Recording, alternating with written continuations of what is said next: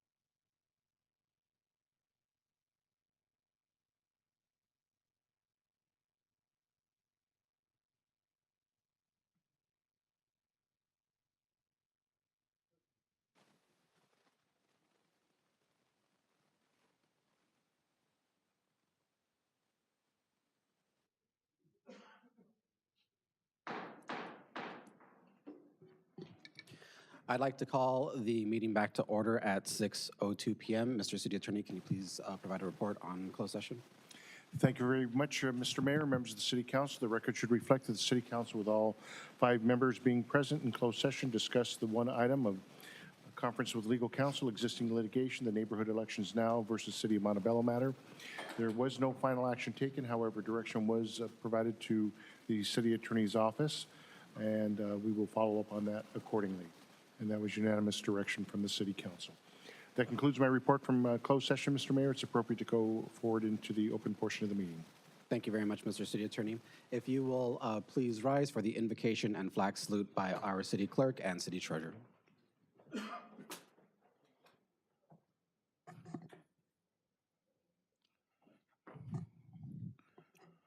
As we gather here today, we pray that we are ever mindful of opportunities to render our service to fellow citizens and to our community. Keeping in mind always the enduring values of life, exerting our efforts in those areas and on those things upon future generations can build with confidence. Let us continue to strive a better world. We are also thankful for this day that you have given us, for its blessings, its opportunities, its challenges. May we appreciate and use each day that comes to us. We pray for strength and guidance for each day as it comes, for each duties, for each day's problems. May we be challenged to give our best always, and may we be assured of your presence with us. Amen.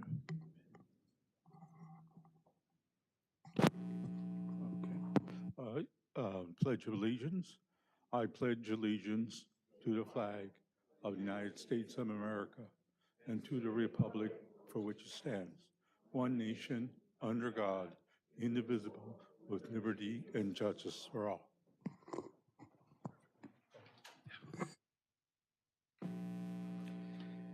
Thank you very much, Mr. Clerk and Mr. Treasurer.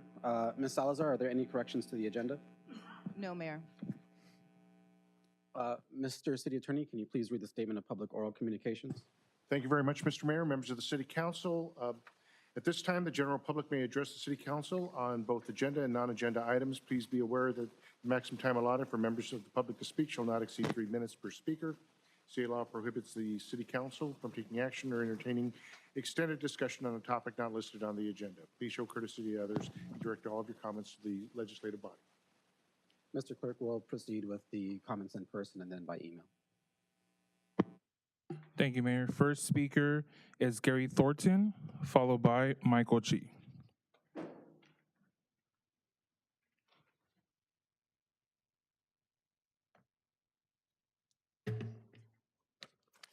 Mr. Mayor, my name is Gary Thornton. I live at 300 Casa Grande Avenue in the La Merced neighborhood. I want to talk to you about earthquakes. As we are sitting or standing here, the earth underneath us is continuing to build pressure, and at some point, not if, but when, it's going to snap. And when that snap happens, that will be called the big one. My wife and I take that very seriously. We went out and bought earthquake insurance. We bolted our house to its foundation, and we have all the supplies that FEMA recommends that we should have. But we're also aware that within the first 24 to 72 hours, we're going to be on our own. There will be no fire department to help us. There will be no police department. We will be on our own. So we put together also a rescue kit. I brought some of the items: a hard hat, flashlight, protective gear, knee pads, digging tools, whatever we determined that we might possibly need in order to help dig our neighbors out of the rubble and render first aid. I have a map. I mapped out our immediate neighborhood. There are about 27 houses in our immediate neighborhood that we're going to reach out to. We plan to go from house to house, and we're going to ask, are you okay? Does anyone need any help? And hopefully we'll hear everyone's going to be okay, but if we don't hear anything from anyone, we're going to go to their immediate neighbors and say, who lives there? Is there someone elderly? Is it someone who's disabled? Might they need help?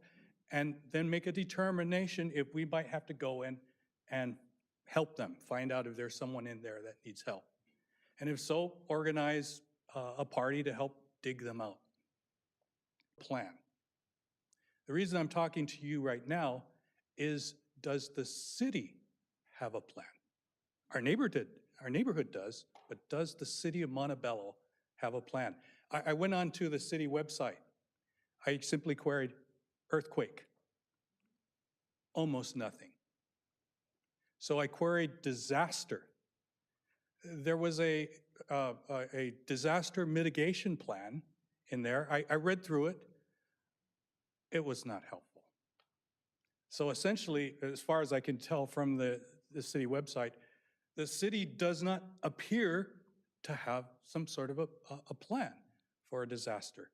So I would like to call on the city to do so. Thank you very much. Mr. Clerk, one moment. Ms. Salazar, can you please follow up with Mr. Thornton and talk about what plans the city has for earthquake preparedness? Thank you. Mr. Clerk? Thank you. Next speaker is Michael Chi, followed by Roger Jimenez.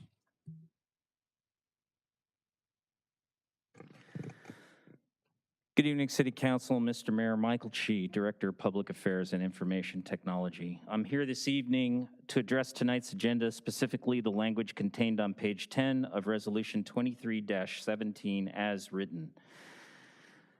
Quote, city staff shall not engage in dialogue with members of the public during city council meetings and shall limit conversations between themselves as much as possible. City staff shall direct all comments and presentations to the city council agency and/or presiding officer. When addressed by a council agency member, staff shall respond in a polite, professional, and courteous manner. All requests to speak by members of the city staff shall be made to the presiding officer. This language is appalling, beyond disappointing, and a betrayal to the spirit and intention of open communications. I cannot help but feel that this is a direct and specific attempt to limit my constitutional rights under the First Amendment to free and open speech. The language, as written, deliberately and specifically contradicts and undermines my duties, responsibilities, and job description as the current Director of Public Affairs from engaging in my assigned job duties here in this public forum, in this public setting, during these public proceedings. It is not only a violation of my First Amendment rights, but also an attempt to forcibly contain and compel me to comply in behavior modification that directly negates my appointed role. Based on this observation, I feel this is yet more evidence as to the creation and intentional manufacturing of a hostile work environment that is being continuously and deliberately implemented. How can an experienced professional in my specific role not feel threatened and potentially retaliated against for doing my job when faced with language such as this placed into city resolution? I feel continuously threatened and attacked when I see attempts like this woven into the very fabric of city mandates. It is beyond disappointing. Next speaker is Roger Jimenez, followed by Margot Iser. Hi, my name is Roger Menace. Thank you. I had came before asking for more police officers. And it's a coincidence that I came and I talking to some of the people that's one of the reasons why they're coming too. But just a couple of weeks ago, we had another homicide. Someone got shot on Taylor, corner of Taylor and Beach. And you guys heard the 7-Eleven shooting. Everything that's been going on has been around my neighborhood. And this is the BS that's ticking us off, a lot of the people around the neighborhood. And they're very, very afraid. When that shooting and that killing happened, nobody wanted to talk to the police. And it was just so sad because it seems like we don't have the backing. There's not enough police officers. And it was a shame because I allowed the sheriffs, they had to come in and investigate because we don't have the resource. And that's really sad. And when I was talking to them, I allowed them to look at my cameras to see if whatever they can get.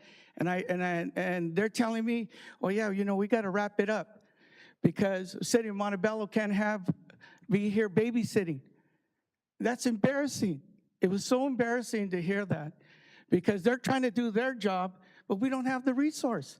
And then I'm talking to one of them, and they're one of the ones that got hired, which was really, I'm happy, 3 of them got hired the day before that incident happened.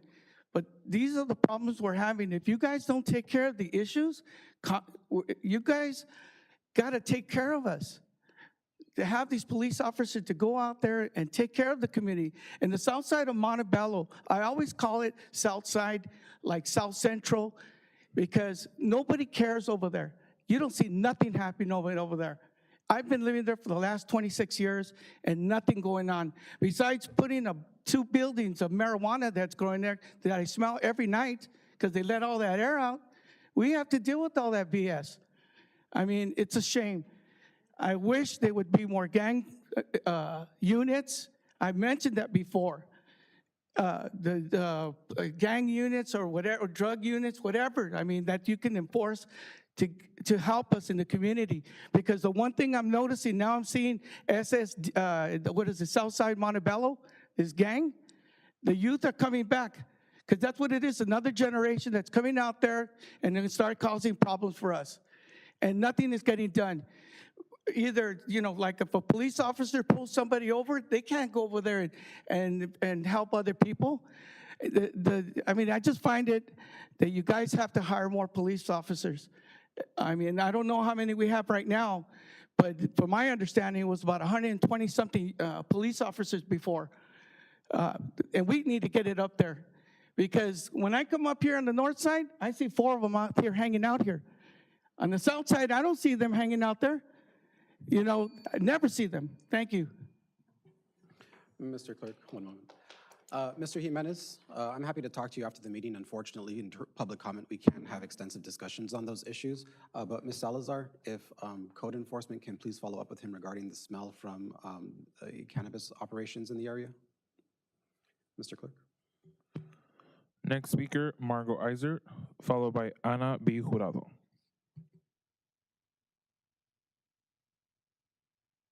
Okay, just a quick note here on item number 7.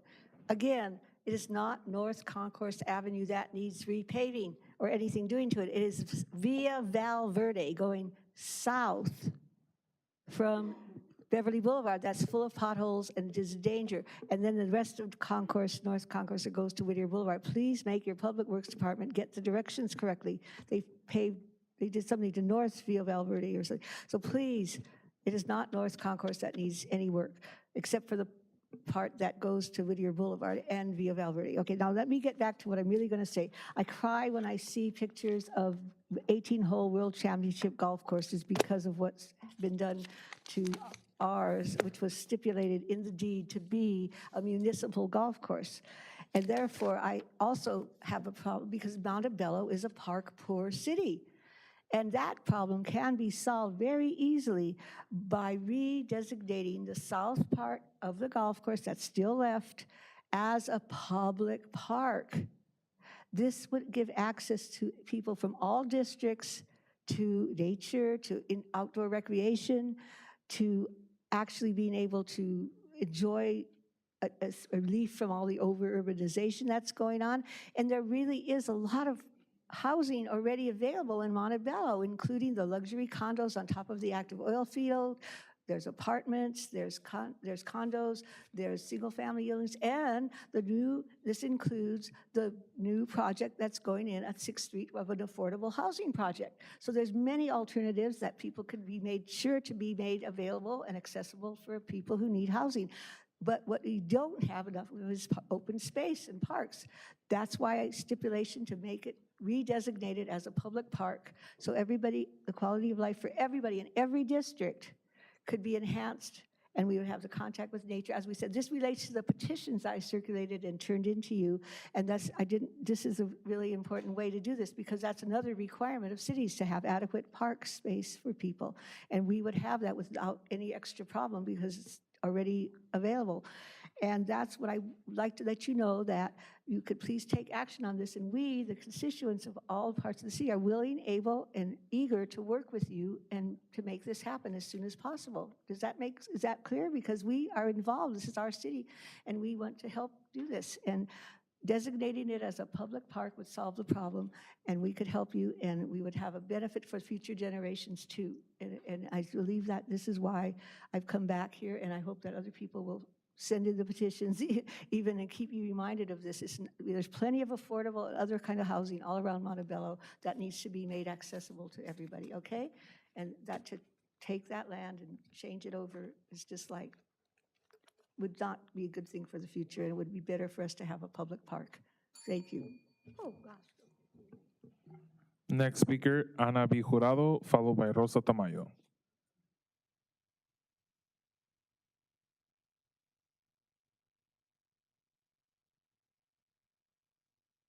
Good evening, Mayor Torres and Council. I am responding to an email read on January 25th Council meeting. I'm disappointed that the City Attorney would allow emails to be read offending citizens that are not part of Council or the agenda. I'm one of the newest members of Match 90640. I am offended, yet at the same time flattered, being acknowledged, albeit in a condescending manner. Ergo, proof being that they're only defending their stand and agendas with condescending emails such as the one that I am referring to, because you and yours need to save face. Remember, silence is golden. The facts and the proof are there. If you can only see beyond your personal hatred of everyone that was mentioned in that email. The person or persons, man or woman, were bullying and be ridiculing by addressing me as a minion. I looked up the definition. Make no mistake, I looked up the definition, a follower or an underling of a powerful person, especially a servile or unimportant one. Make no mistake, I am a follower of no one, only my Lord Jesus Christ in heaven. I do my own researching and fact finding. I guess they see me as a fat yellow bean with black rimmed glasses and overalls, and commented that I should be tending to my husband, that I'm a poor thing drinking Kool-Aid blindly. If you did know me, you'd know I don't drink Kool-Aid, let alone blindly, I drink beer. To the person or persons who wrote this email, let me educate you in etiquette. If you don't know me personally, refrain from future comments about me or my husband. That's called gossip. Furthermore, here's a little background information. My husband, born in the United States, is a legal United States citizen, raised in Boyle Heights, and a veteran of the United States Army. Veterans deserve respect and to be thanked for their service. My husband and all veterans fought for your right for freedom of speech, called the First Amendment. So don't misunderstand, misuse, or abuse this right. My husband does not need tending to. Thank you. Respectfully submitted, Anna. Here, I have a copy. You want it on record, please? Oh, I'd also like to note that the letter is dated January 30th, but since then I haven't been allowed to read it. Thank you. Today's 22nd, I have it there.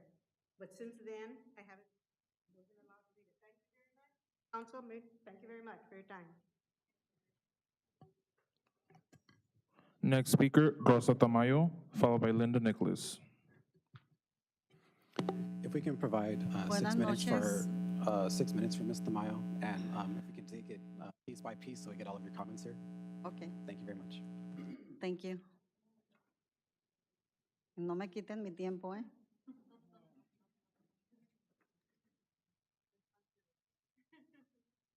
Okay. Ya, okay. Soy Rosa Tamayo y buenas noches a Mayor David Torres y concejales. Tengo gusto de saludarlos esta noche, pero también tengo okay. My name is Rosa Tamayo. It's a pleasure to see you, and I will address my concerns. ¿Qué es la parte? ¿Mande? ¿Qué es la parte que? Lo último que dijo. ¿Que va platique? Oh, ok, que siga, ¿verdad? Sí, sí. Ok, yo soy una activista comunitaria y la razón que yo quiero decirles es que tengan mucho respeto y dignidad para nosotras las personas con discapacidad. I'm a community activist, and I would like to ask for you to please respect those with disabilities. Nosotros tenemos una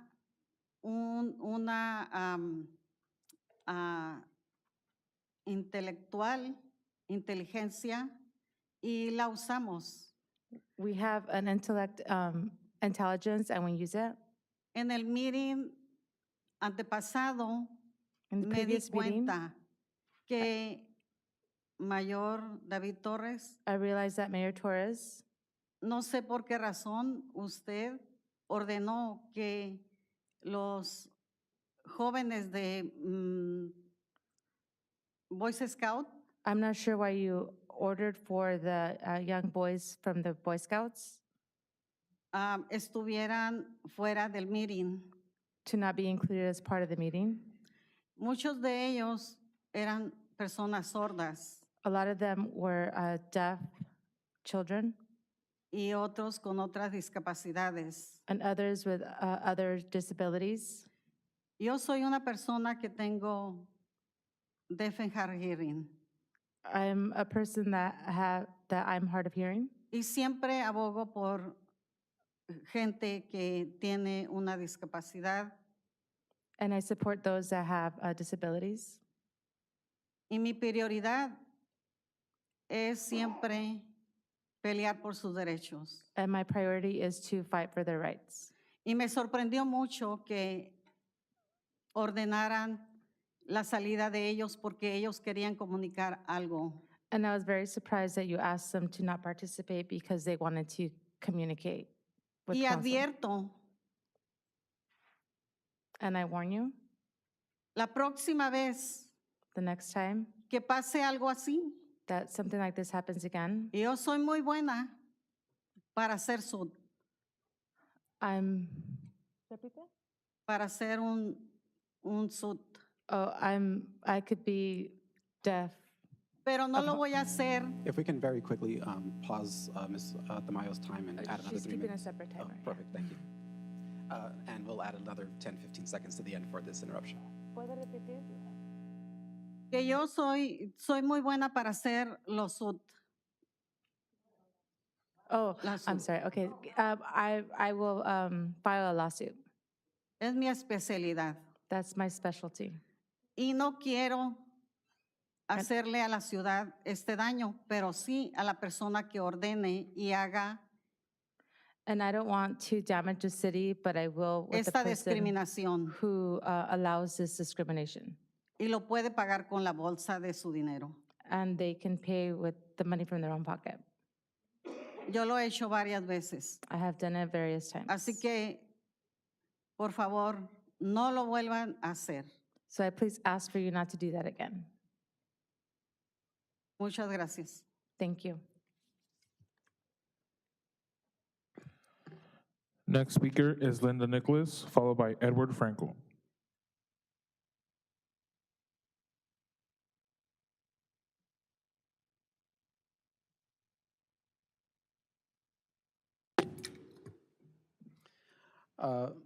Very quickly, we're coming to the 30-minute mark, I believe in like 5 or 6 minutes here after Ms. Nicholas and Mr. Franco.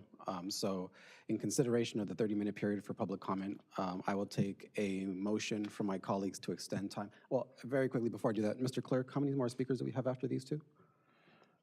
After Ms. Linda Nicholas, we have 2 more speaker cards. Okay, so I'll take a motion to extend time for our speakers. Hearing none, there is a motion on the I'll make floor. the Is there a motion. second? The motion fails for lack of a second. Mr. Clerk, we will conclude at 30 minutes. The written comments will be entered into the record. And we'll finish the public speaking comments. Ms. Linda Nicholas, go ahead. Okay, thank you. My name is Linda Nicholas, co-founder of Match 90640, address on file. Before I speak on anything else, I would like to mention a legal case involving our city attorney, Arnold Glassman. Most of you don't remember this because you weren't around. It was a few years ago when Mr. Glassman defended the city versus the state of California Redevelopment Department and won the case, saving our city $18 million. It's big now and it's still big then. which could have resulted in Montebello being very close to bankruptcy. The reason I am mentioning this case, it was huge, it was a huge win, is because this city attorney is the one we want back representing our Montebello, not the one allowing Torres to put the city manager's evaluation on the agenda when everyone knows a person on workman's comp is not allowed to be evaluated. Please, Mr. Glassman, give the legal advice you have the expertise and knowledge of, and school the ignorant elected of the law, because they desperately need your help. As of, I won't even go into the items on number 5 because more people are speaking on it. I will go on to what I was really going to say.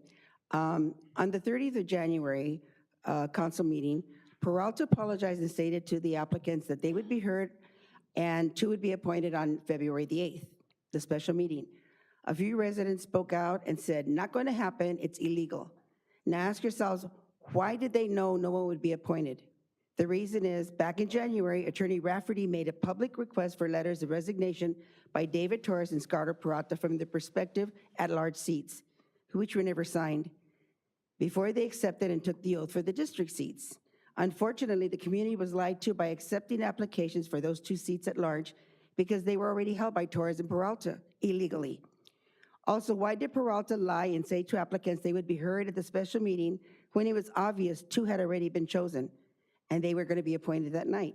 It was so disrespectful and humiliating for the 2 ladies promised to be appointed that night. They invited friends and families to celebrate with flowers and cupcakes. All were expecting them to take their oath. Why would you treat these ladies that supported and helped you both with so much disrespect? All you had to do was call and explain that you could not appoint them because you were breaking the law by continuing to hold both seats. That would have been the honest thing to do. Instead, you played coward and acted like you did not know. Shame on both of you, because you did know all along. Well, welcome to the club. Both Torres and Peralta are those in those 2 seats because former Mayor Cobus Cawthorn, she walked door to door and paid the flyer to help get you both elected. And look how you betrayed her. She should have left you, the loser you were, Torres, when you ran and lost. Imagine how much damage could have been avoided if you were not up there in power. Both Torres and Peralta knew full well no one could be appointed to those seats they currently hold illegally. In closing, remember this. This is our city. We were here and involved before you, and we will be here after you're gone, which will be soon. Good evening from Montebello activists to Clean House. Thank you. Would you put these 2 on the record? Thank you. Next speaker is Edward Franco, followed by Kimberly Cobus Cawthorn.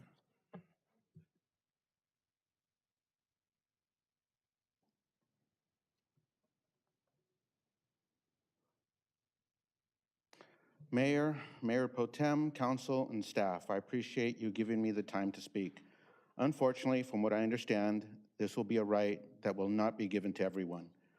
Under your resolution number 23-17, section 9, page 438, the city staff shall not engage in dialogue with the members of the public during city council meetings and shall limit conversation between themselves as much as possible.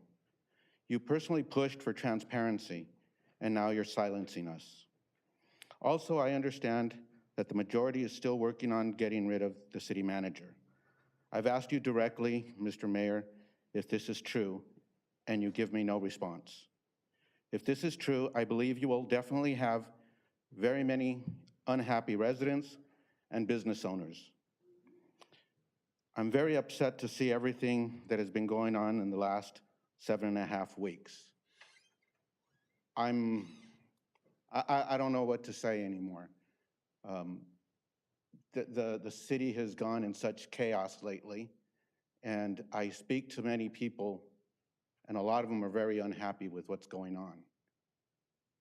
And as much as we try to talk and see if you guys will even work together, and it seems like you guys don't want to. I speak to some people and they said they're very much looking forward to at least trying to work together. But it seems like the other side doesn't want to. Why? I don't know. We got to make this work because this is home for me. And this is home for a lot of businesses that they've brought up. And it's their family. And it's unfortunate whether it's out of greed, out of, I don't know, out of what? But it's really unfortunate to see that, I'm going to say the majority is driving it the way it is. So, I don't know. I hope things change. Thank you. Next speaker is Kimberly Cobos-Cawthorn.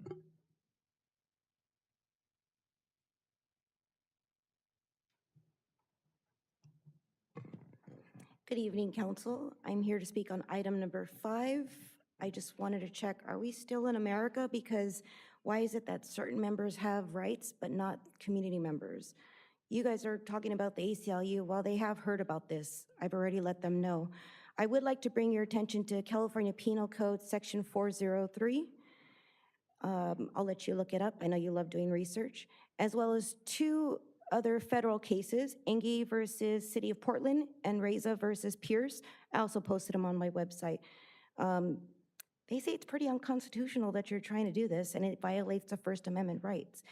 And instead of worrying about community members talking to our city staff, you should put your attention towards maybe more police officers, like you heard from another community member, maybe a training center for our firefighters, so they're not training in the streets, because I just saw that yesterday. That's real safe. And since my finances keep getting brought up, did you, Mr. Torres, Mayor Torres, did you send that Sure High School donation, or did you want me to cover that for you? Because I keep getting asked, and I can write the check for you if you like. So have a great night, and we'll see you later. Mayor, that does conclude all speaker cards, and then written comments will be entered into the record. Thank you very much, Mr. City Clerk, and thank you to all those that came forward to speak this evening. Let's see.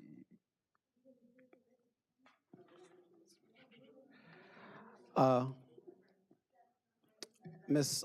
Salazar, are there any items or any communications on items of community interest? Mayor, I would just like to invite the public to the special meeting we have on Monday. It's the Brownfield meeting here in the chambers at 6 o'clock. And we also have another special meeting next Wednesday on the 1st to discuss the first review of the draft general plan and draft Whittier specific plan, 6 o'clock. Thank you very much. And on that point, I just really quickly want to say that I appreciate staff working extra hard here. One of the changes that this council is starting to institute is having much more open discussions on items that are of community concern. Over the last few years, I think we've seen conversations happen in the background. We appear on council, and then all of a sudden there's a majority vote to get things done. But with some of these major issues, I think it's very important to make sure that everyone is in the same room, having the same conversation, hearing the same information, so there's not a lot of the miscommunications that we've seen over the last few years. So with that being said, just once again, thank you very much for staff and your efforts to provide the kind of transparency and communications that our residents deserve.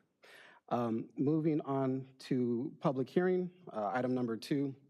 This is adopt resolution number 2319, approving a proposed substantial amendment number 1 to the fiscal year 2021-22 CDBG Home Annual Action Plan to approve the Home Investment Partnership American Rescue Allocation Plan and to include the home ARP funds and activities. Ms. Salazar, is there a staff report on the item? Yes, Mayor, we have Rosemary Perez. She's our housing manager, who will be presenting on this item. Thank you very much. You have the floor. Good evening, Mayor and council members. Good evening, everyone who is here today. Thank you for your time. I am here to present the proposed home ARP allocation plan, and we have a PowerPoint presentation.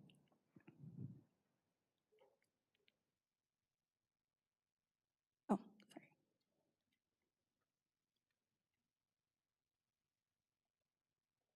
Okay. Thank you. As a summary, the American Rescue Plan ARP provides $5 billion towards homeless assistance and assistance to other vulnerable populations. And this help is provided for 4 specific activities. The first is to provide funds for permanent affordable rental housing. The second is for tenant-based rental assistance. The third is to upgrade available stock of shelter to include non-congregate shelters, which are also known as hotels or motels. And finally, to provide tenant-based rental assistance. The city of Montebello was in $88,770. Thank you. So a little background regarding the Home ARP allocation plan public hearing. So the draft Home ARP allocation plan, it requires public hearing pursuant to the guidelines maintained by HUD. And the public hearing process allows input from the public regarding proposed use of Home ARP grant funds. And this plan, it only required a 15-day notice of public hearing, but staff provided a 30-day notice of public hearing, and it was published in the Montebello News on January 19th of 2023. Copies of the draft Home ARP allocation plan were made available for review in the city website, as well as there were hard copies that were made available in City Hall within the Planning and Community Development Department. The proposed Home ARP allocation was circulated for public review beginning January 19th, 2023 through February 22nd, 2023. What is Home ARP? The Home Investment Partnership American Rescue Plan program, it provides funding to home participating jurisdictions such as the city of Montebello to reduce homelessness and to increase housing stability across the country. And per HUD guidance, a substantial amendment will be made to the existing fiscal year 2021-2022 annual action plan to include the Home ARP plan. That is per HUD's guidance. And the plans are due to HUD on or before March 31st, 2023, or as soon as possible. The qualifying populations that will benefit from these funds are the following: homeless, at risk of homelessness, fleeing or attempting to flee domestic violence, dating violence, sexual violence, trafficking, other populations, veterans, and families with a veteran member. Next slide. The eligible uses of the Home ARP funds, as discussed earlier, are for production or preservation of affordable rental housing, tenant-based rental assistance, purchase and or development of non-congregate shelters, and for supportive services, homeless prevention services, and housing counseling. There's also an administrative and operating funding that is granted to the jurisdictions at 15% of the allocation, and so we wanted to mention that as well.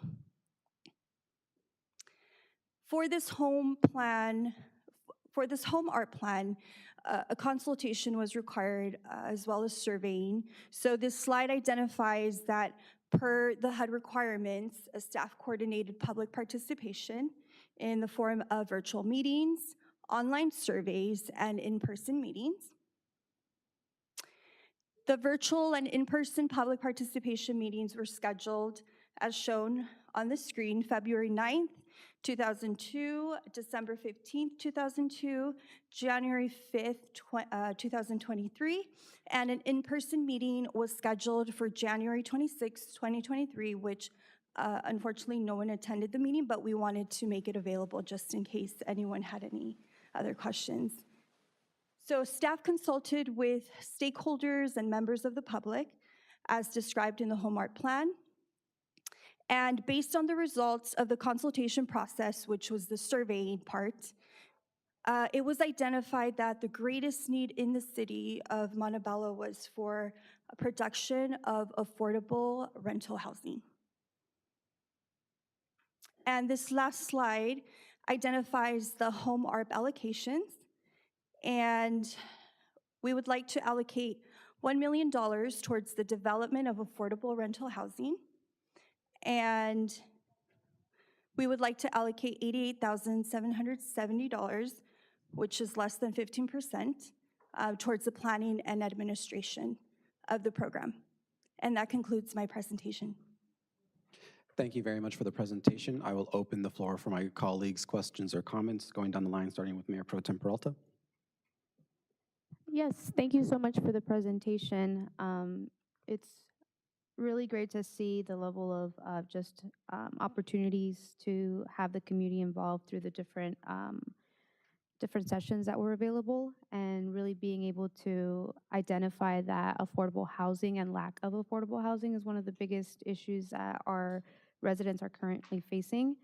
And to be able to have the opportunity to allocate funding to directly address those issues, I think is a really amazing opportunity to have through these ARPA funds. And so just to clarify, that 1 million will be going towards a specific development. Yes, ma'am. And can you just elaborate a little bit on that? I believe we're going to be touching on it a little later. But Absolutely. The plan, we mentioned a little bit, it's regarding an 81-unit project. It's going to be a project affiliated with Cesar Chavez. They're going to be able to provide supportive services through that housing opportunity.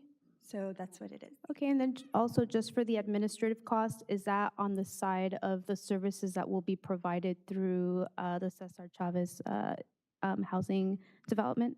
For the administrative costs, it's just that cost covers the staff that creates the plan, executes the plan, administers the funds, administers the whole program, making sure compliance is in order regarding the HUD regulations. Okay, understood. Thank you so much for your presentation today. Thank you, Mayor Pro Tem. Councilmember Jimenez, any questions, comments? Just comments, thank you. I'm excited to vote and approve this, and I think this is something that the whole council is supportive of. It's not just an issue here in the city of Montebello, but just across the whole county. So it's incredible. This is a great opportunity, and I see the Cesar Chavez Foundation people back here, so thank you. I see Steve. Thank you so much. Of course, my pleasure. Thank you, Councilmember. Councilmember Melendez. Thank you. Just thank you for the presentation, and I just want to highlight Director Palumbi and everybody, your department's always going out for grants, getting that funding. I know there's a lot of funding and resources specifically for our homeless population going out there. I was just reading today, I think Governor Newsom is having almost $1 billion going into municipalities. I think he just announced it today. So local governments can go and try to get that money. So I know you're all on top of it, but no, it's great, and it's going to be definitely useful for our community. Thank you. Thank you. Thank you, Councilmember Melendez. Councilmember Tamayo. Similar comments in that it's great to see that the city of Montebello is making use of federal funds, the CDBG and the home program, and being able to get those dollars out in the streets that'll serve our community. So thank you. Thank you. Thank you, Councilmember. And all of my colleagues said it very well. Just to repeat it one more time, because it can't be said enough, I'm very proud to see the way that the city is tackling the affordable housing crisis. This really is an all-hands-on-deck situation. As we were campaigning during the last election, this was one of the top issues, both in person and online. So thank you very much to staff and everyone that worked on this. At this time, I will open up the public hearing at 6:45 p.m. Mr. City Clerk, are there any public comments on the item? No comments on this agenda item. Are there any members of the public that would like to make a comment that wasn't able to submit a comment card? We'll go Ms. Nicholas and Ms. Iser.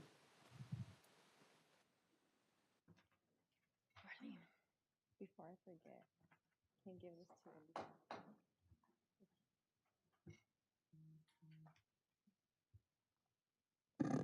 I'm very proud of the work the staff has done to bring this to our community. It's very much needed.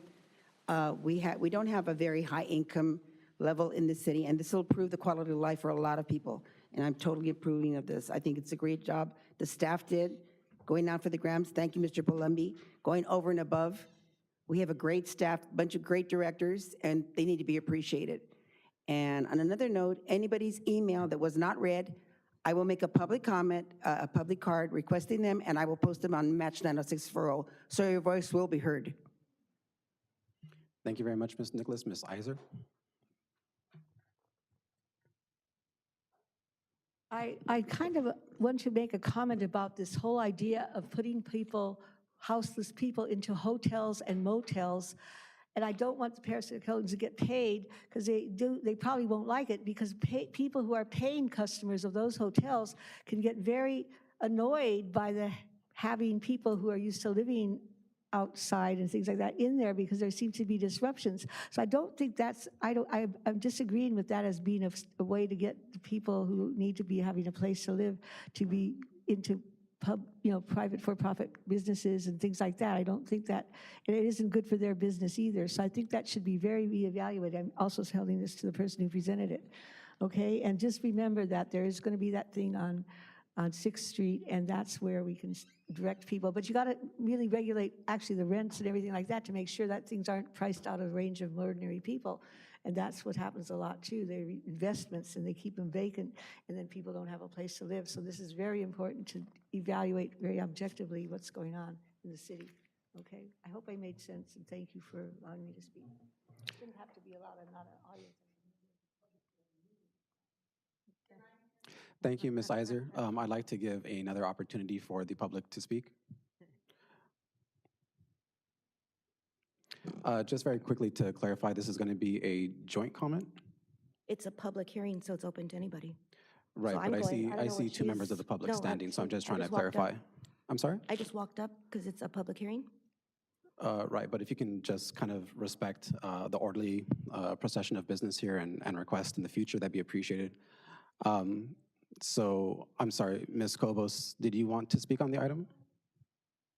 If you can please take a seat while Ms. okay. Tamayo is speaking. And if No we can please give her arguments, 6 please. minutes, please. No arguments. Estoy orgullosa de que, miren, qué bien se miran trabajando juntos. I'm very proud Tenemos of you working together. muy buen equipo para trabajar. What a Y great team. yo siempre he estado peleando por homeless anónimos, que estamos de mucha gente con necesidad. I've Muchas always gracias a been in todas las support personas of- que están trabajando. Ms. Tamayo, if you can please I'm give a sorry. moment for translation. Oh, sorry. ¿Puedes repetir las últimas dos?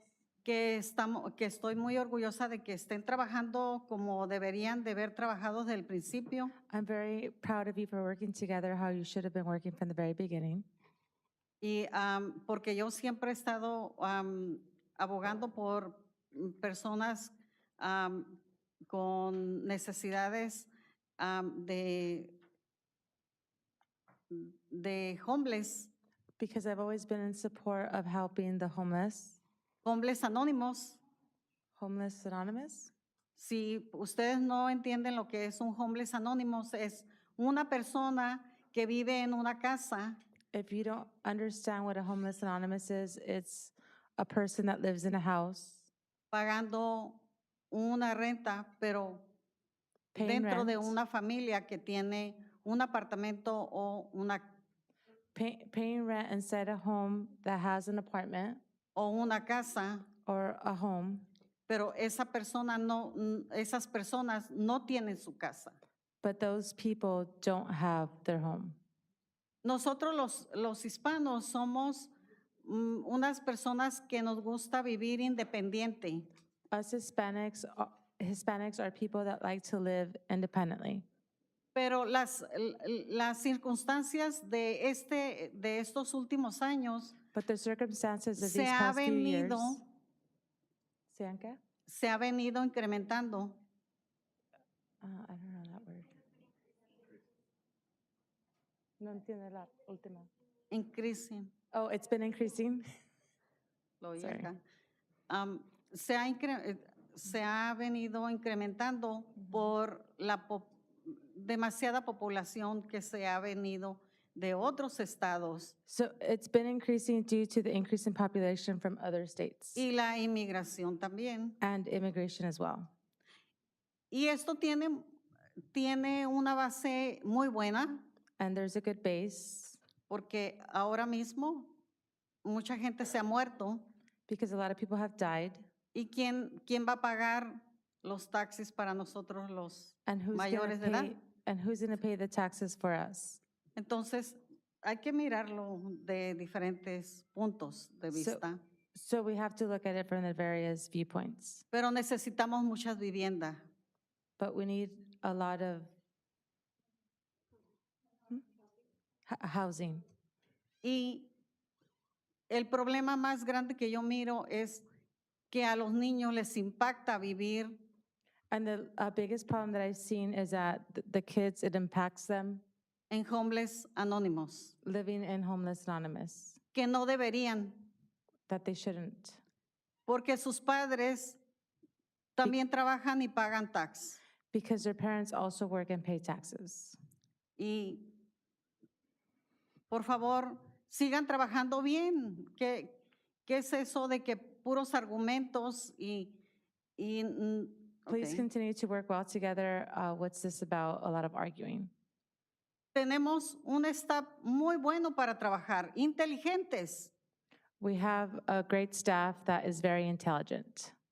Y no es fácil encontrar gente que sepa de la filosofía de trabajo. And it's not easy to find good staff that has a good philosophy of working well. Muchas Great work gracias. ethic. Thank you. Thank you, Mr. Mayo. Ms. Cobos? Mrs. Cobos-Cawthorn, I apologize. I just wanted to say thank you to our city manager, Bobadilla, and Director Palumbi and his staff for getting us out of HUD jail again, because we were in there for a few decades and then back in 2019. So I'm glad to see that their hard work is paying off, as well as our grant writers. Huge thank you to them. Oh, wait, we don't have grant writers. So again, thank you to our staff for putting in the extra effort and not getting paid for it. Seeing that there are no more comments on the item, I will close the public hearing at 6:53 p.m. It is up for council decision. Is there a motion to approve the item? I'll make the motion. We have a motion from Councilmember Jimenez and a second from Mayor Pro Tem Peralta. Mr. City Clerk, if you can please call roll. Mayor Pro Tem Peralta, Aye. Councilmember Jimenez, Aye. Councilmember Melendez, Aye. Councilmember Tamayo, Aye. Mayor Torres. Aye, and the item passes unanimously. Moving on to regular business, item number 3, adopt resolution number 2316, City of Montebello membership in the Gateway Cities Affordable Housing Trust, a joint powers authority. Ms. Salazar, is there a staff report?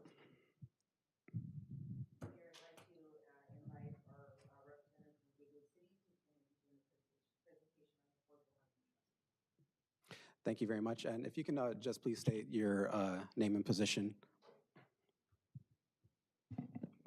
Good evening.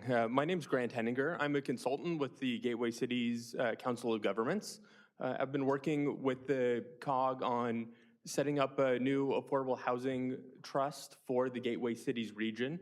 This is very similar to the trust that the City of Montebello is already in the San Gabriel Valley, the San Gabriel Valley Affordable Housing Trust. So, we are looking at doing something very similar for the entire Gateway Cities region.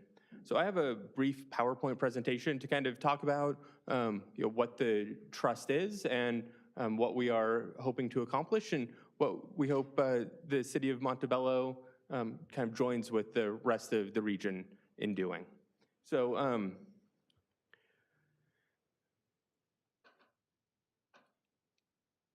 that didn't work.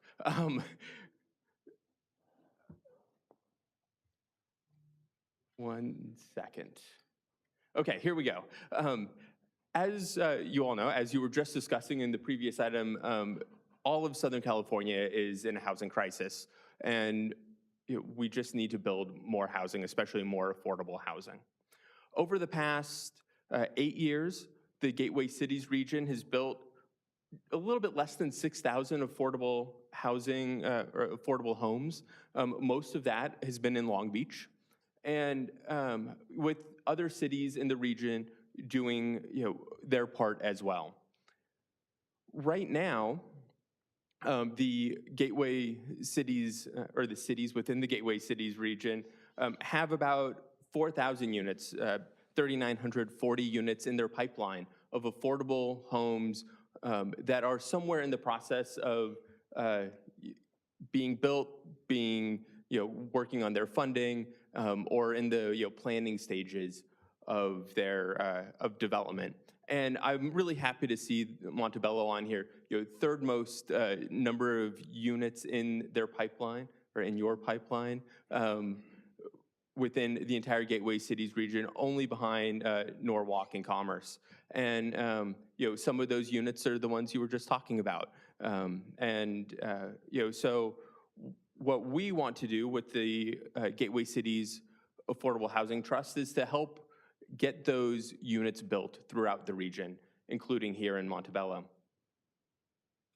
So what is a trust? We're saying we want to help. How do we help? So a trust is a financing source for the projects here in the city. And it's established as a joint powers authority like any other joint powers authority that the city is a member of. Actually, just last week, we had 4 cities, our first 4 cities elect to join the trust. So once all that paperwork gets done, all those resolutions are signed, we will be an official joint powers authority. And I'm hoping tonight that Montebello will be the 5th city to join. But and our funding sources will include a range of local, state, and federal money that will come into the trust and then be awarded to local housing developments. So I've talked a little bit about the benefits already, but it's to provide gap financing. It's to help cities meet their RHNA goals. It's to show that the cities within the region that are members of the trust are working together collaboratively to address this regional, really statewide problem. It's that regional collaboration that other trusts have used as a good selling point to show that the cities are serious about solving these problems, and it gets other people involved. It brings in additional money from the state and the federal government, and hopefully private foundations as well. So we get some non-government money coming in and helping address this regional problem. So over the past year, the COG has been going through a process of figuring out how to set up this trust and what the needs are of the region. Instead of just copying what San Gabriel Valley is doing or copying what Orange County is doing or Silicon Valley, we wanted to build something that really addressed what the needs are here within the gateway cities. And we've done a number of things. One is we've looked at best practices from other trusts. So we didn't ignore what everybody else was doing, but we wanted to take the best of what they were doing and bring it here. We looked at what the housing needs are. Starting with the RHNA of the region, right now there's about 32,000 lower income units that are needed throughout gateway cities. And what does that cost to build? And we, it's a mind-boggling large number of what that would cost. But that was kind of our mission statement of how do we get more money into the region to help meet that need. So then we looked at what we talked with all of the cities, or we invited all the cities to come in and talk with us and talk about what their needs were, what they wanted, what their communities were looking for. And we heard a whole range of things. Some communities talked about the need for more housing with permanent supportive services for the homeless population. Some cities said they wanted more accessory dwelling units and workforce or moderate income housing. So there was a whole range, and we kind of had to sift through that and look at what our funding sources could be and what they would allow for. So there was a whole year-long study process to see what could work.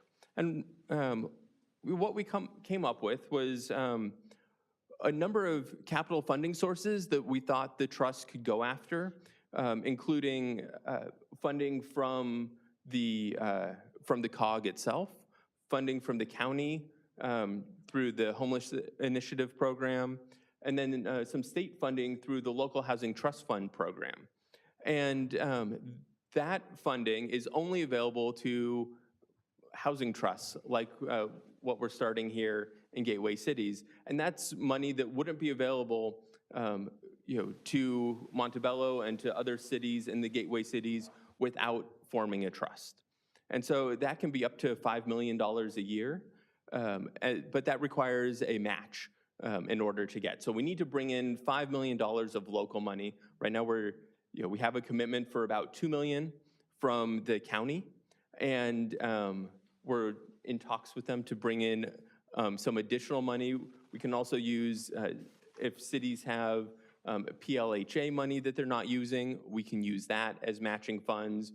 If the city has land that they are already planning on using for developments, that can be matching funds. There's a bunch of different matching funds we can use in order to bring in that $5 million additional dollars. And here on the screen, you can see a bunch of other sources that we're going to be going after. County Mental Health Services Act funds, state and federal funding. In past years, other trusts have been very successful in bringing in $20 or $30 million a year in a direct allocation from the state budget. Given the state budget uncertainty right now, we don't have the excesses that we've had over the past couple of years.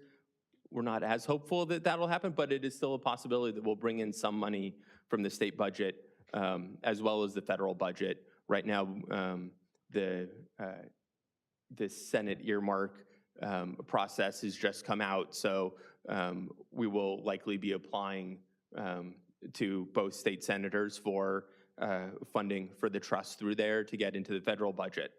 So that's all the capital funding sources. To keep this running, though, we need operating funds. For the next year and a half or so, until June 30th of next year, the COG is paying all the operating costs. Here, kind of in the middle of the screen, once those operating costs are expended, then cities are going to have to contribute and have basically a membership fee into the trust in order to keep the trust operating and running. Initially, the plan is to have 4 different population categories with different funding amounts per population category. Montebello has a population of just over 60,000, so the membership fee into the trust would be $32,500 a year starting in July 1st of 2024. In order for a city to, if a city has already joined the trust, then in order to leave the trust, it just requires 6 months notice.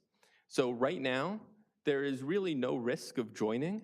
You can join, and if the city's budget isn't good, if you're not getting benefits from the trust, at the end of the year, give notice that you want to leave, and you will leave before the city has incurred any sort of fee for it. If cities join after July 1st, 2024, they will be charged not only the fee for that year, but also the preceding years. We want to ensure that if cities join, that cities that join late aren't getting a benefit of not having to pay. So there's a little bit of a advantage to moving quickly and joining early. The trust will be governed by a board of 7 directors that are elected officials within the Gateway Cities region. Each population category will be represented within those 7 members. There will be 2 directors that have experience in homelessness and housing policy that will be selected from the COG's City Managers Committee.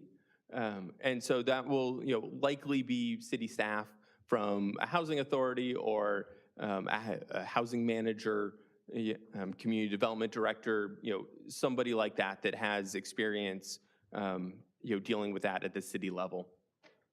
And then applications to be on the board. If any of you are interested in representing Montebello on the trust board, assuming the city joins, applications will be coming out next month for that, and that selection will happen in April, and the first board meeting will happen in May, sometime in the first half of May.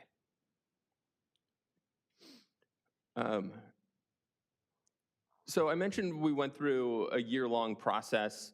Kind of towards the end of that process, we started having a review committee to go over the bylaws and the JPA itself. The trust, or the COG formed a steering committee that consisted of a number of cities, their city managers, members of the COG board, and the County of LA's homeless initiative was also represented there. It got some support from Supervisor Hahn as well. She and her staff attended a number of meetings for the steering committee. And kind of the steering committee did all the hard work of ensuring that all the research that the COG had done came in together in a way that made sense for the region.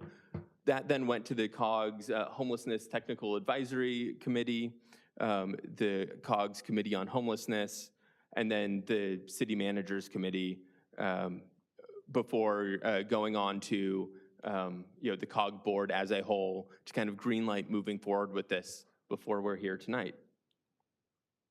And then the timeline that we're in right now, the COG board approved this back in the beginning of January. Right now, we're in the middle of this window of city council meetings. I mentioned last week we had 4 cities elect to join the trust. We have another maybe, 8 or 9 meetings lined up over the next month and a half. And then the board applications will happen in March. The COG board will appoint trust directors in April at their April 5th meeting, and the first trust board meeting will be in May. And so that's really my entire presentation. I just want to end with this one slide about collaboration. And really, this is what it's all about. I mentioned that this is a collaborative effort between all the cities within the Gateway Cities region, and this is the selling point. It brings in more money for the region to solve this problem that every city in Southern California is facing today. So with that, I'm available for questions. If you have questions after the meeting, feel free to contact Melanie Smith at the COG. She's the one that's been kind of spearheading this on the COG side. Her contact information is up there on the screen. So thank you very much. Thank you very much, sir. And if you can just please spell your last name one time. Yeah, sure. Henninger, Henninger. Henninger, thank you very much. For my colleagues, are there any questions or comments? Mayor Pro Tem Peralta? No questions. Just want to thank you so much for the presentation today. It's a very obvious issue that affordability goes beyond city lines. It's a regional issue that takes regional efforts to solve, and so this is a very innovative type of opportunity for us to be able to get involved and join other cities in being able to address this issue. So I appreciate your presentation. Thank you so much. Thank you, Mayor Pro Tem Councilmember Jimenez. Thank you, Mr. Henniger, for that presentation.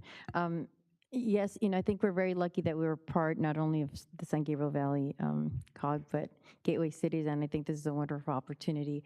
You just said it was nice that you pulled out this map because often we don't get to see, we see the cities, but just put them in a cluster like this.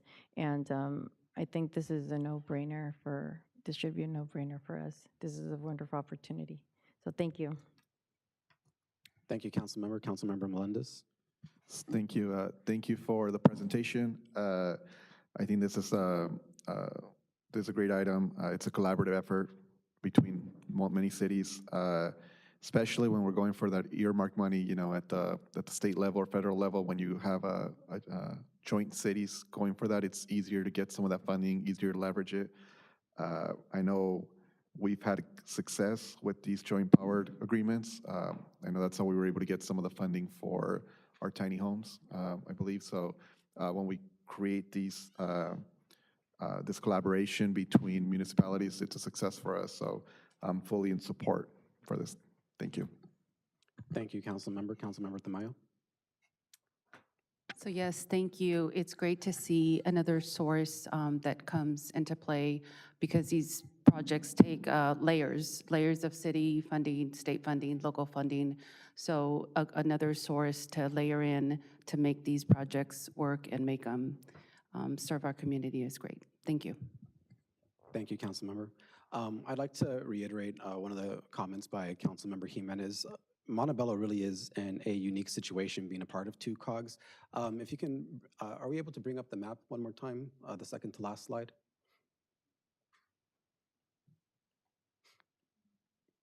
So just really illustrate how special our position is, if you look at the very top and center, it's probably hard to see online, but you'll see Montebello is the very northernmost point of the gateway cities.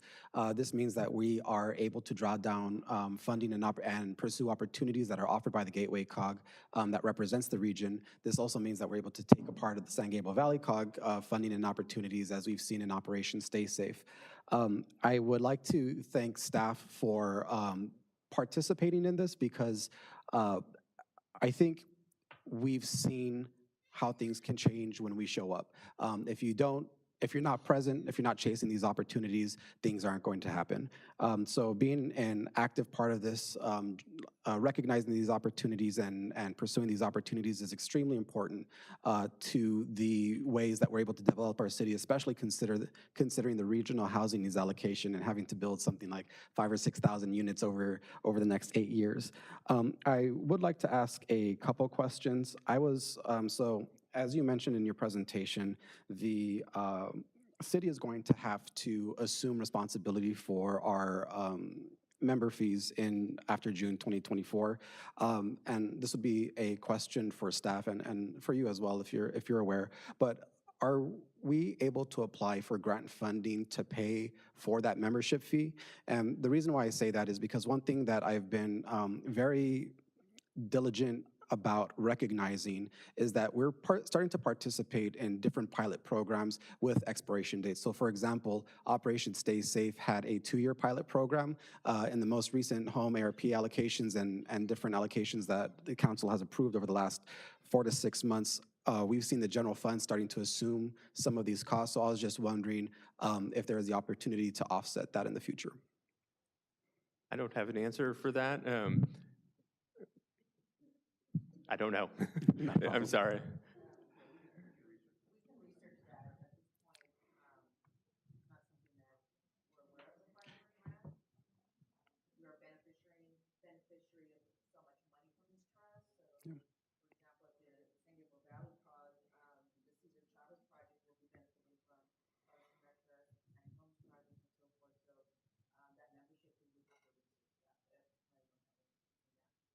Not a problem. I think this is an awesome opportunity. Just curious as to the ways that we're able to offset that.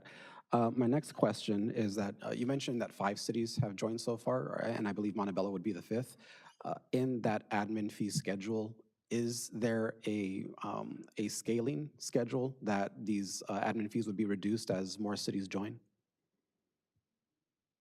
Not the way that the bylaws are drafted right now. That is something that the trust board could change.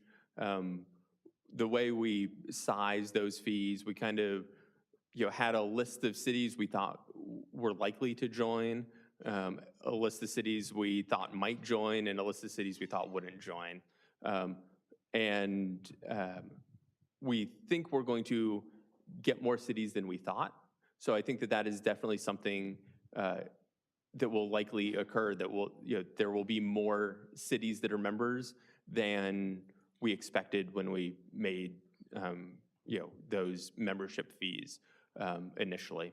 And so I think that that is definitely something that the board will look at prior to 2024 based on who joins. But so it is possible that they will change, but there is no scaling factor the way you described it. Sure. Thank you very much for your response.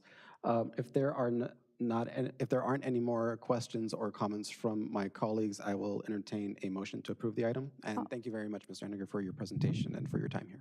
I'll make motion the to motion. approve. Motion by Mayor Pro Tem Peralta and a second by Councilmember Jimenez. Mr. City Clerk, if you can please call roll. Mayor Pro Tem Peralta, Aye. Councilmember Jimenez, Aye. Councilmember Melendez, Aye. Councilmember Tamayo, Aye. Mayor Torres. Aye. The motion passes unanimously. Regular business, item number 4.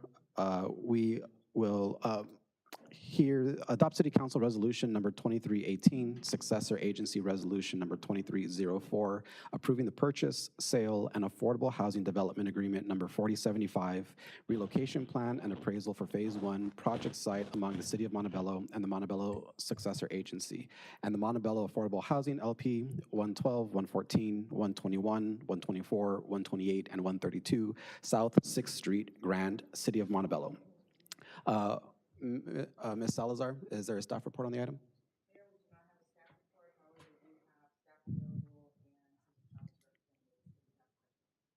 Thank you very much. Are there any questions or comments from my colleagues on the item? Seeing no questions or comments, I will entertain a motion to approve. I'll motion to approve. We have a motion by Councilmember Jimenez, second by Mayor Pro Tem Peralta. Mr. City Clerk, please call roll. Mayor Pro Tem Peralta, Aye. Councilmember Jimenez, Aye. Councilmember Melendez, Aye. Councilmember Tamayo, Aye. Mayor Torres.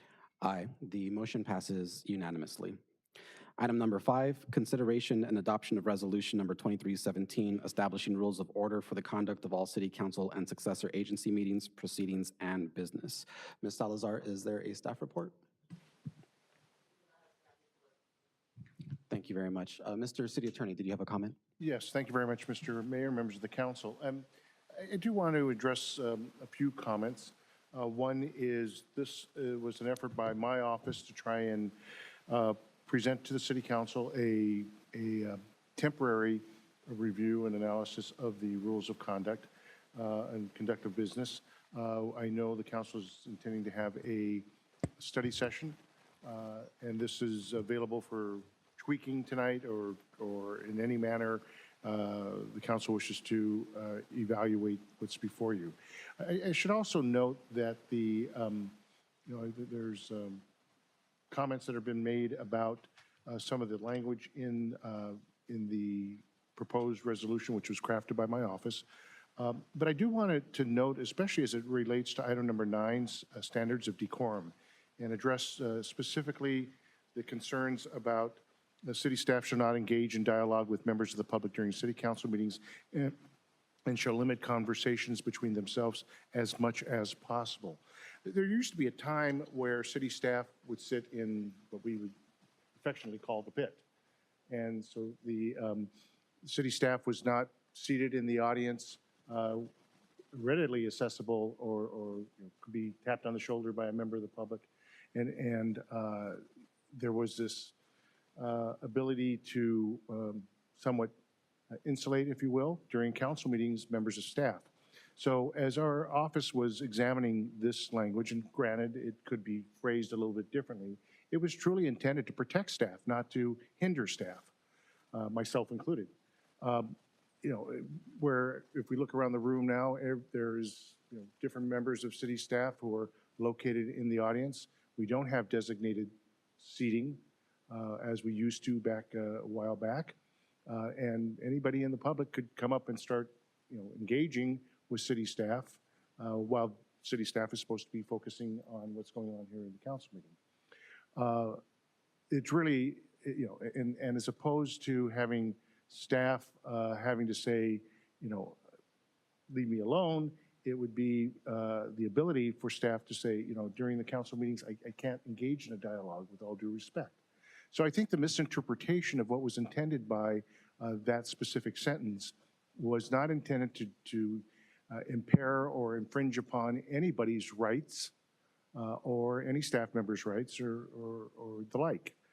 Again, granted, it could be phrased a bit differently, but you know, it is such that there is the ability to limit staff being, even to some degree, if members of the public were to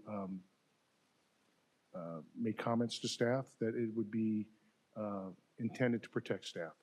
And then as it relates to shall limit conversations between themselves as much as possible, that's the key words, as much as possible.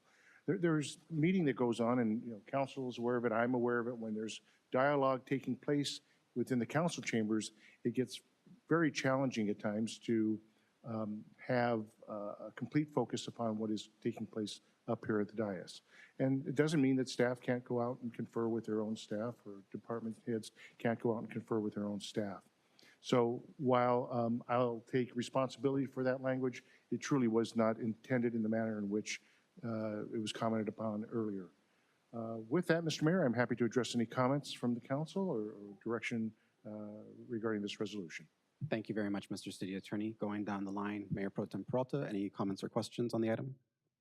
Just in regards to comments, looking forward to a study session that we'll be having in order to be able to kind of fully have a dialogue in regards to a lot of the rules of decorum and how we proceed with our council meetings. Having this as an open session where as colleagues we can really dialogue, I think is going to be important. Seeing that previously when we had gone about this, there was very little dialogue, and having the ACLU be involved with the city in regards to some of their concerns, in which some of those items were limiting our residents' participation in the ways that they engage with our city, was important to begin addressing, and this is the first step in doing so.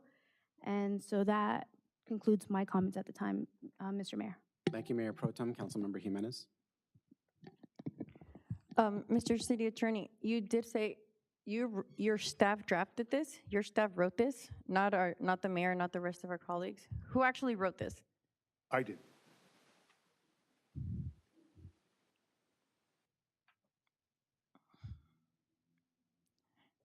It has my name on the staff report, I Councilmember. understand, Arnold, but this is, again, for me, it was troubling when I first read it, and I think it would have been nice to get it, also to get maybe a call or a message, like, you know, when this is a lot to digest, and yes, I think we should actually have, a study session with this, since for the sake of transparency, since our colleagues like to always have study sessions for everything. This is important. This is a lot, and I can't believe that you would actually put that language in there. So it's actually very troubling. You're talking about staff being down there in the pit. I know at some point you had asked why you were still sitting up here on the dais with us when you are a consultant, so I don't understand. I think for the sake of, again, and actually you pointed this out to me several times, Arnold, there are other cities that don't do this, don't have the city attorney or the city manager on the dais. I think it's important to also probably consider maybe not going down there, of course, because you need to be down here with the city manager and the rest of our staff, to maybe take a step off the dais and possibly, I don't know, if say with the clerks or with the city managers in addition to this. So this is a lot to digest, so I would like to actually, yes, ask for a study session. This whole item is just ridiculous to me. Ms. Jimenez, I'll ask that you maintain decorum. You have the unfortunate habit of referring to people by their first name. It's demeaning to do so in our business meetings. Please refer to people either by their title or by Mr., Miss, or whatever their designation is. Before we have additional comments from those that have already spoken, Councilmember Melendez. Yeah, I also have some concerns with some of the language here, specifically that to the what the city attorney addressed. I don't find that particular language to be necessary to put in here. Limiting conversations between staff I honestly, I don't know why that would need to be added here. I think that whole paragraph is just not warranted. Also, there's a section 4. I think item number 3 starts with the consent calendar. Well, consent calendar categories. The consent calendar section is where administrative and non-controversial items shall be presented. I think non-controversial. Who's the decider of that, right? I mean, something that I've had conversations with the mayor many times where he thinks it's something controversial, and I feel like it's something that's administrative, and then there's a whole discussion on it. So who is the decider of whether something is controversial or not? With that being said, I know there is several recommendations today. I know there is a scheduled study session, so of course I would not be able to approve this item or vote in favor of it, and yeah, thank you. Thank you, Councilmember Melendez. Councilmember Tamayo? So, looking forward to the study session and looking at the language. I know it's a fluid situation and things change, but it is good to revisit this and look at this again. Thank you, Councilmember Tamayo. First of all, I would like to thank and congratulate this council on addressing the ACLU's complaints and threat of litigation against the former council in a substantive way. The amendments that we saw proposed and subsequently shot down really didn't speak to the concerns of violating the First Amendment. I would also like to thank the city attorney for, I think, approaching this in the way that those previous council procedures should have been approached. And what I mean by that is that I was very vocal, Mayor Pro Tem Peralta was very vocal at the time on how entering council procedures into an ordinance was unconstitutional. And what do I mean by that? We've heard that phrase said several times this evening, that First Amendment rights are being violated. What I mean by that is that the First Amendment says that no laws shall be created that abridge the freedom of speech. Ordinances are laws. Violating an ordinance is a misdemeanor. So in a very real way, the previous council criminalized speech in the city of Montebello. Now, this was offered as a compromise to the previous council that they did not consider or hear. They put us in the threat of litigation and squarely in the eyes of the ACLU, which we saw published in various newspapers.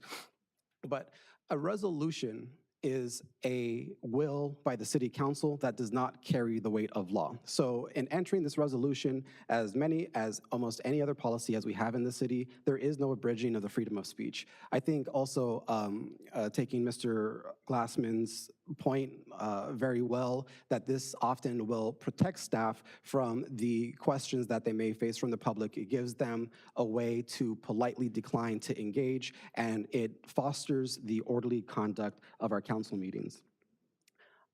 Lastly, that paragraph that is of such great concern has actually been historically in the city of Montebello. If you go to previous resolutions, it's pulled verbatim from a previous resolution. So this is part of our history, part of our heritage, and as my colleagues have noted in their comments, even though they show some concern for this, for the first time, we're gonna have an actual public discussion going point by point through this policy, whereas before we weren't afforded that opportunity, and in fact, the process was greatly sped up to disadvantage the minority at the time. This is going to give an opportunity both for council, for the executive management group to come back, for the public to understand how these policies will support the residents' ability to speak on items in a substantive way that they will be able to really convey their concerns and not be limited to merely a 3-minute comment period. And then lastly, just to kind of go off of the historical practices, my colleagues have rested on precedent before. There's precedent here, and that will conclude my comments. Mayor Pro Tem Peralta, you had another comment, and if other council members would like to say anything, if you can just indicate by raising your hand, and I'll make sure that we go down the line here. I think you covered some of my comments and concerns, so at this moment, I'm okay. Thank you. Thank you, Mayor Pro Tem. Seeing no other questions or comments, I will entertain a motion to approve the item. I motion to approve. Is there a second? I do have another question. There's a motion on the floor. Is there a second? I second. There is a motion by Mayor Pro Tem Peralta and a second by Councilmember Tamayo. Mr. City Clerk, can you please call roll? Mayor Pro Tem Peralta, Aye. Councilmember Jimenez, Abstain. Councilmember Melendez. Just as a question, Mayor, how does this impact the study session? I'm sorry, Mr. Melendez, we are in the motion phase right now. It's appropriate to make a motion.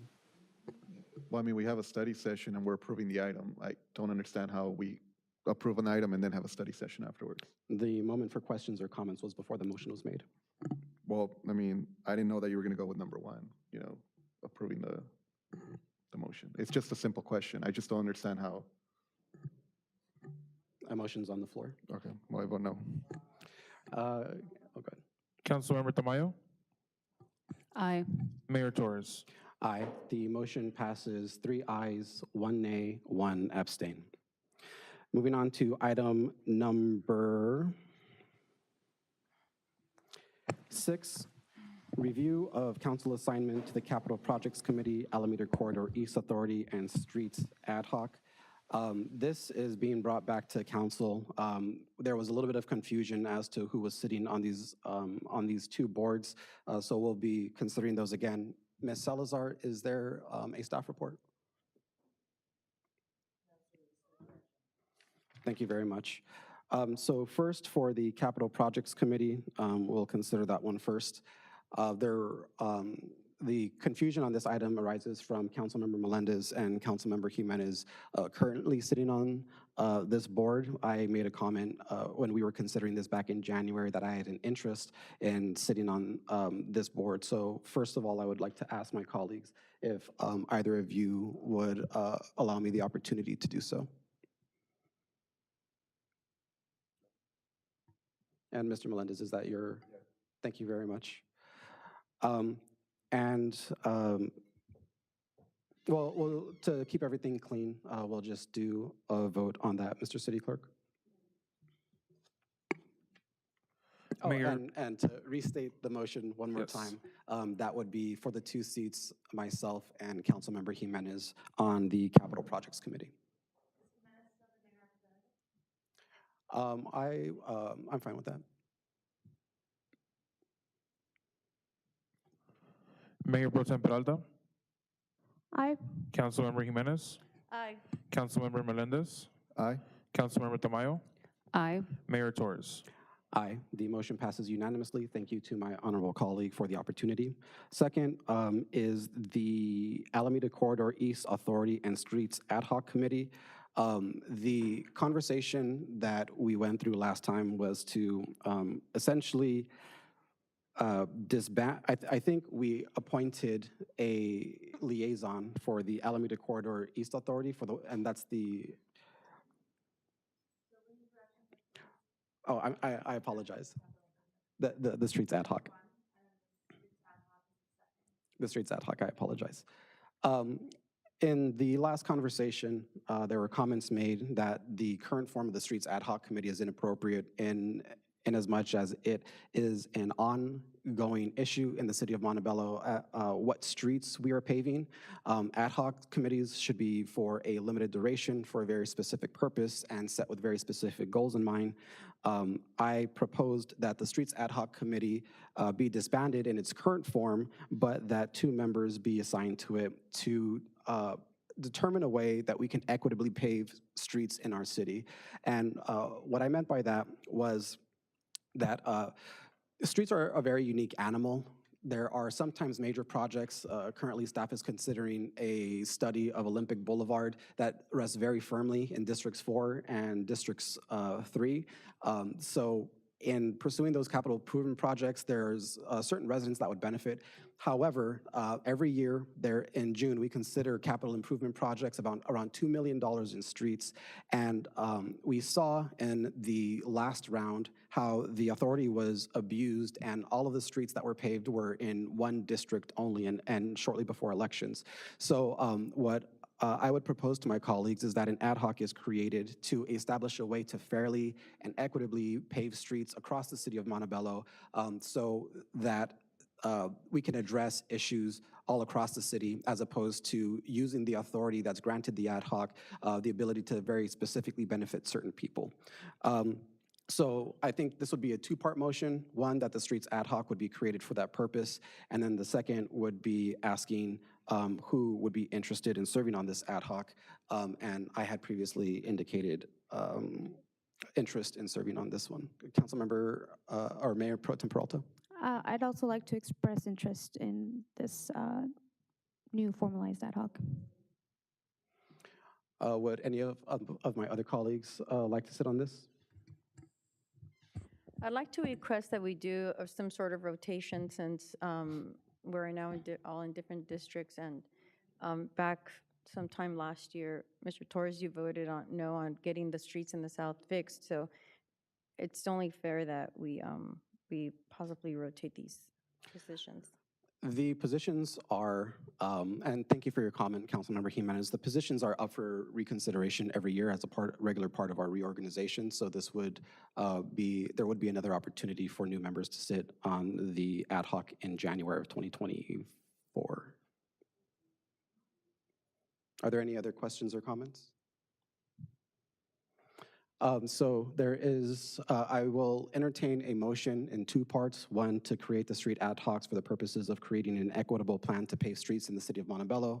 And two, that myself and Mayor Pro Tem Peralta be assigned to the street ad hoc and come back with a report to council on the programs that's developed along with staff. Mr. City Clerk. Mayor Pro Tem Peralta? Aye. Councilmember Jimenez? No. Councilmember Melendez? No.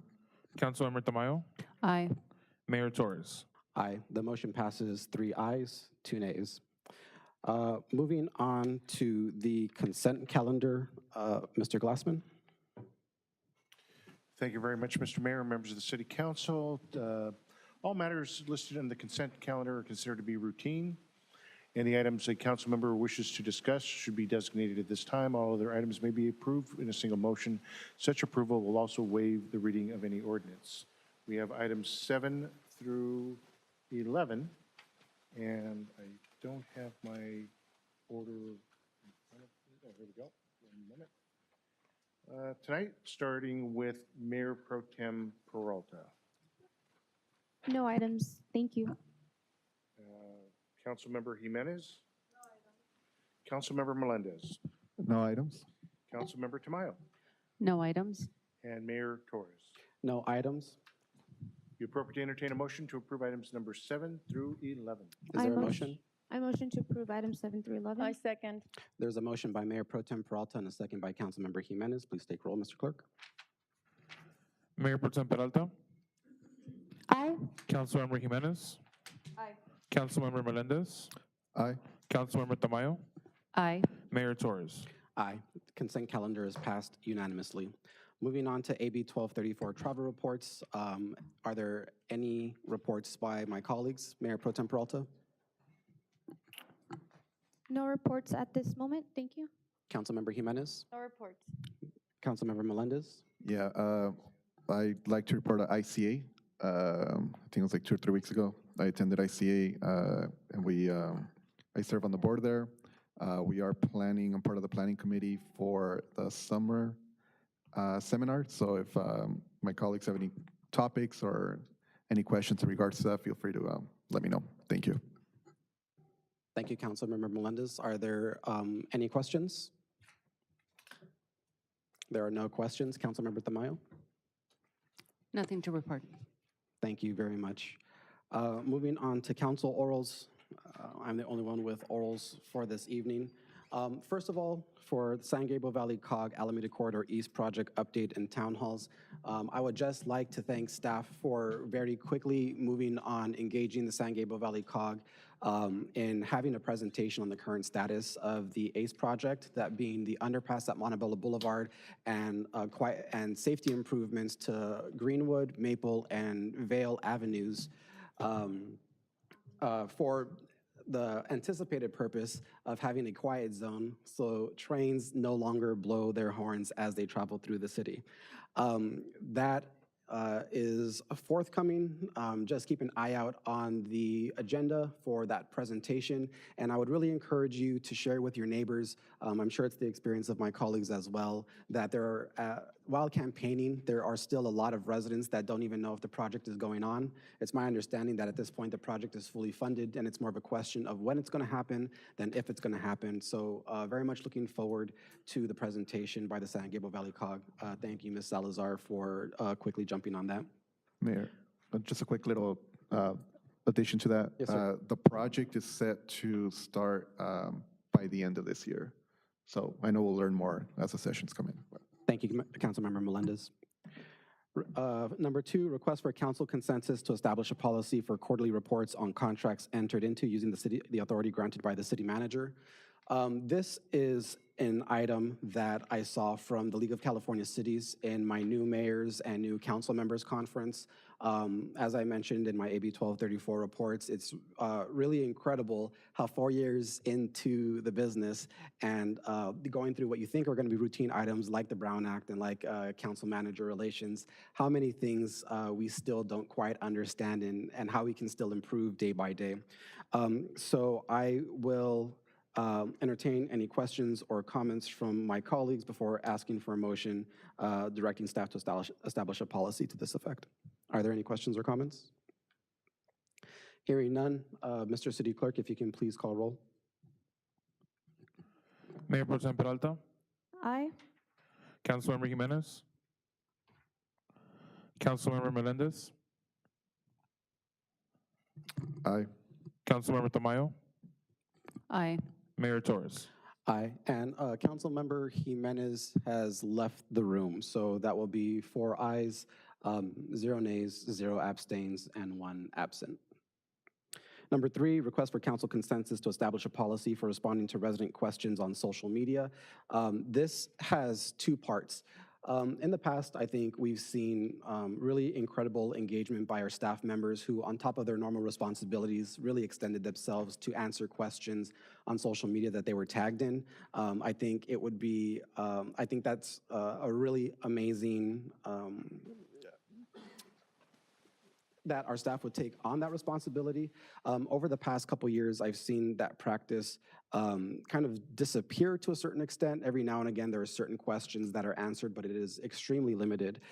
So what I'm asking for my colleagues here, before we establish a policy for responding to resident questions, and in addition to establishing a policy, I would first like to direct staff to study what staffing it would take to respond to questions that are tagged on Facebook, that are tagged on Instagram. A lot of times residents are wondering if street sweeping is still going on, what's happening at the park. I think the expectation on my end, and I was able to talk with Ms. Salazar and Mr. Bobadilla about this a little bit, is that this would be mostly during business hours. I don't think, although we have night owls on this council that are happy to respond to residents at all times of day, I think it's unfair to burden staff with the same kind of expectations working outside of normal business hours. So in this policy, if it were to be made, it would be responding to questions during business hours. So I will make that motion in 2 parts. The first motion being directing staff to study what staffing would be required to engage in responding to tags on social media in the aim of responding to resident questions and concerns. And the second, once that is completed, directing staff to create a policy doing such. Are there any questions or concerns? Here, yeah. Absolutely.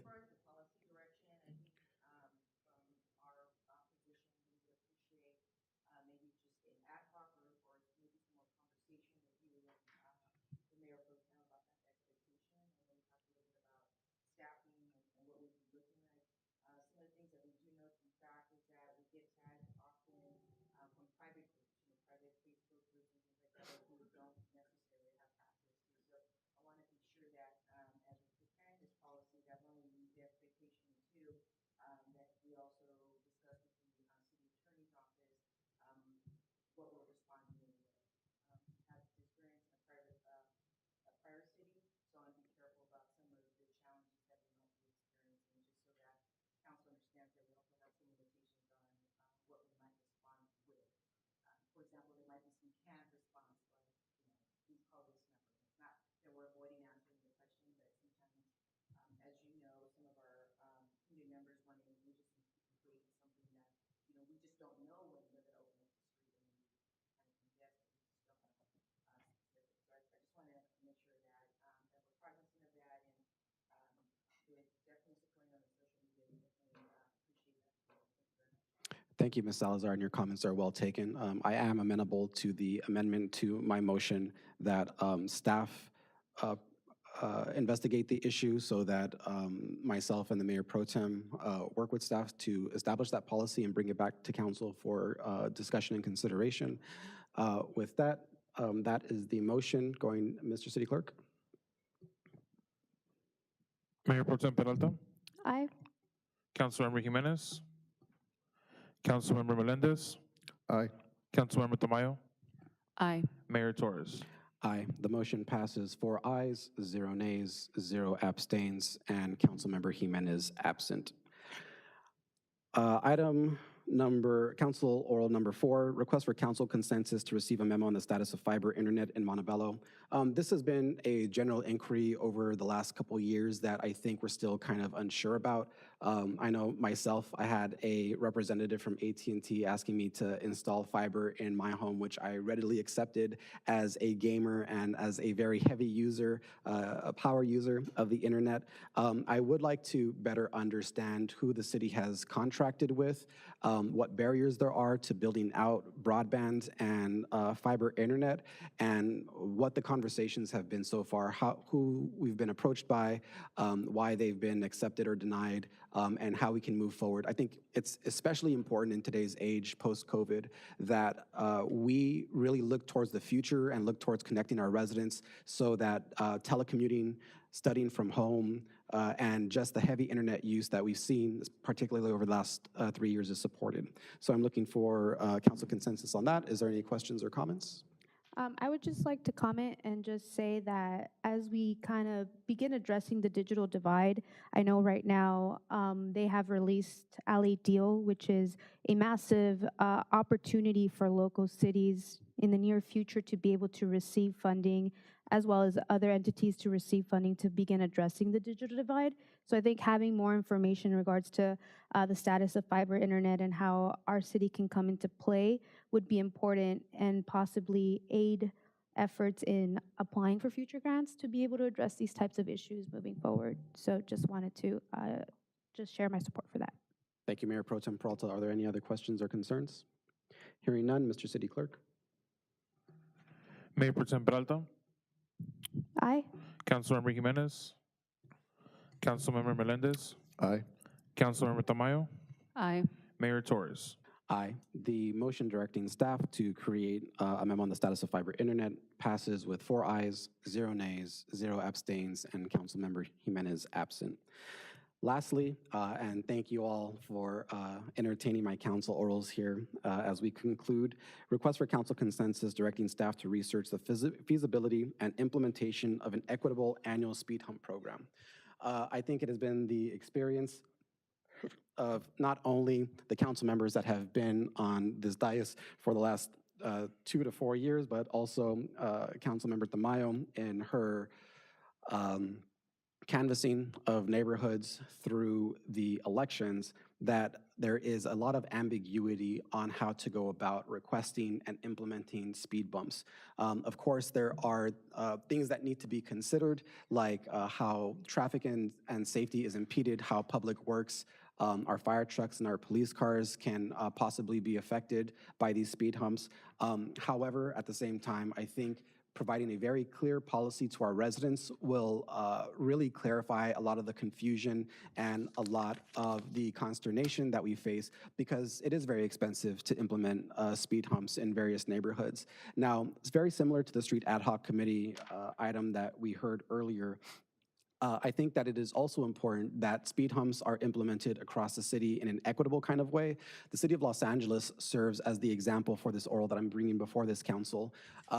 They have per district 25 speed humps that are open on a first come, first served basis annually. It was a program that was suspended for several years. It just came back last year, and it really caught my attention in a way that, as I mentioned, I think this is an opportunity for council in each of our districts to really deliver and show our constituents that we take safety very seriously, right? There are elderly seniors, there are children, there are families that use their lawns and their streets to walk and to play, and slowing down traffic is important to addressing the rise in speed that we've seen, particularly through COVID. So I will entertain any questions or comments on this council oral. Mr. Mayor, just want to say that I think, moving forward in our positions of districting and really council having that due diligence of creating equitable systems in place are going to be important. We all know that traffic and safety, anything related to that sort, is one of the biggest concerns for our community, which is why I'm excited for that toolkit, which is something that hopefully would be coming soon, as I know staff is working, and I'm sharing ideas as far as how that should come about as well. But this is another step in regards to addressing the equitableness of the things that we want to implement throughout our community. And I did see Los Angeles City in the way that they have a dashboard where you are able to see per district the ways that each district, number of streets that are being fixed, numbers of speed bumps that are being implemented, sidewalks that are being fixed. I think that's something that I would like to, in the future, see the city of Montebello move towards, to be able to kind of represent that narrative to our residents, as well as really be transparent in the ways that we're equitably going about fixing the infrastructure in our city. Thank you, Mayor Pro Tem. Ms. Salazar, I see that you have a comment. Feel free. Thank you, Mayor. One of the things I'd like to request for consideration is that the council consider providing a dollar amount or allowing staff to come back with a request for traffic calming plan. From what I'm hearing, it sounds like besides the traffic, speed hump program, there's some other sprinkling of some other ideas, and it's really challenging for staff, especially the staff that we have right now, to balance this. Although it looks like it's going to be very simple, it's very complex. When you talk about equity, it's not just the sheer number of streets. A lot has to do with traffic patterns. There's a lot of other things to consider. And so in light of what's being asked, my ask would be that consideration be given to some additional funding towards doing traffic calming projects that would include this component, plus maybe some of the other things that Mayor Pro Tem added. I do also want to mention that at a future special meeting, I believe it's April 4th, I'm going to Alabama here, where we're going to talk about the budget, or at least the first phase of the budget. We are also going to do the state of the streets.